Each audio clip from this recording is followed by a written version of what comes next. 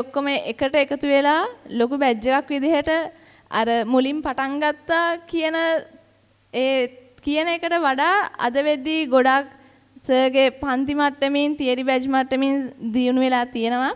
එතකොට 2025 December 3 revision badge එක පටන් ගත්තා 2026. අද ඒකට සම්බන්ධ වුණ ළමයි අද මෙතන ඉන්නවා. ඒ හැමෝටම මේ වෙද්දී අපිට මේක සංවිධානය කරගන්න දුන්නු සහයෝගයට ස්තුතිය පුද කර සිටිනවා.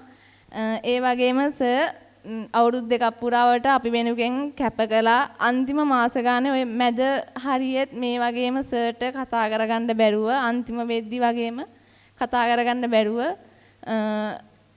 සර් එහෙම වෙලා අර නිකන් වෙලා තියෙනවා. ඉතින් මේ වෙද්දි සර්ට ඒ තත්ත්වයටපත් වුණාට අපි හොඳ රිසල්ට් එකක් සර්ට අරන් දෙන්න ඕනේ. ඒ වෙනුවෙන් හැමෝටම මම ප්‍රාර්ථනා කරනවා ඔයාගේ උපරිමයේ විභාගෙ දෙන්න සර් වෙනුවෙන්. ඒක තමයි අපිට කරන්න තියෙන ලොකුම දේ.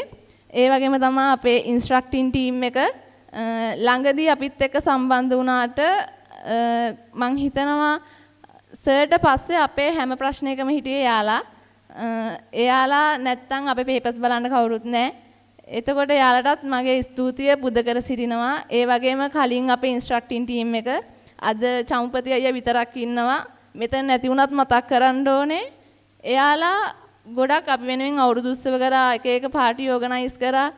මේ ටීම් එකට වැඩිය ඒ ටීම් එක අපිත් එක්ක ගොඩක් බොන්ඩ් එකක් හදාගත්තා. මං හිතනවා ඒ බොන්ඩ් එකට මුලින්ම අත්තිවාරම දැම්මේ සර් අපිත් එක්ක ඒ බොන්ඩ් එක හදාගත්තේ නැත්තම් මෙතන ඉන්න කවුරුත් එහෙම බොන්ඩ් එකක් හැදෙන්නේ නැති වෙයි කියලා මං හිතනවා.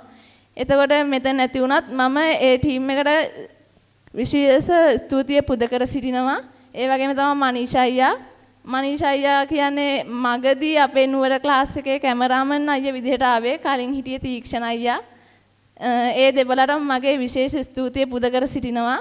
මෙතන නැති වුණත් මට විශේෂයෙන් ස්තුතිවන්ත කරන්න තියෙනවා ජොන්ටි අයියා.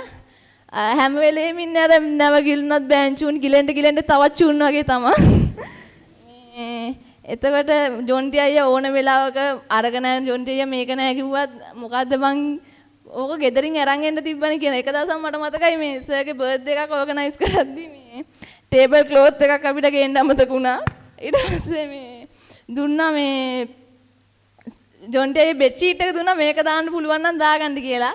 මේ කොහොම හරි පස්සේ ටේබල් ක්ලෝත් එකක් හම්බුණා. ඒ වගේම තමයි අද අපේ ඩාන්ස් එකට රෙජිමදි වෙලා ජොන්ටි අයියාගේ බෙඩ් ෂීට් එක ගෙනත් දුන්නා. මේක දාන්න කියලා. එතකොට ජොන්ටි අයියාට විශේෂ ස්තුතිය පුද කර සිටිනවා. අපිත් එක්ක මේ අවුරුදු 2 ගත කරාට සහ අපිට කරපු හැම උදව්වකටම. ඒ වගේම අපිට මගේ නම් නොකියුණ කවුරු හරි ඉනීනම් මම සමාවයි දිනවා. හැමෝටම මේ වැඩේ සංවිධානය කරගන්න දුන්න සහයෝගයට විශේෂ ස්තුතිය පුද කර සිටින අතර මම කතාව මෙතනින් නවතනවා. හැමෝටම good luck. Thank you. ස්තුතියි සොයිරිනි.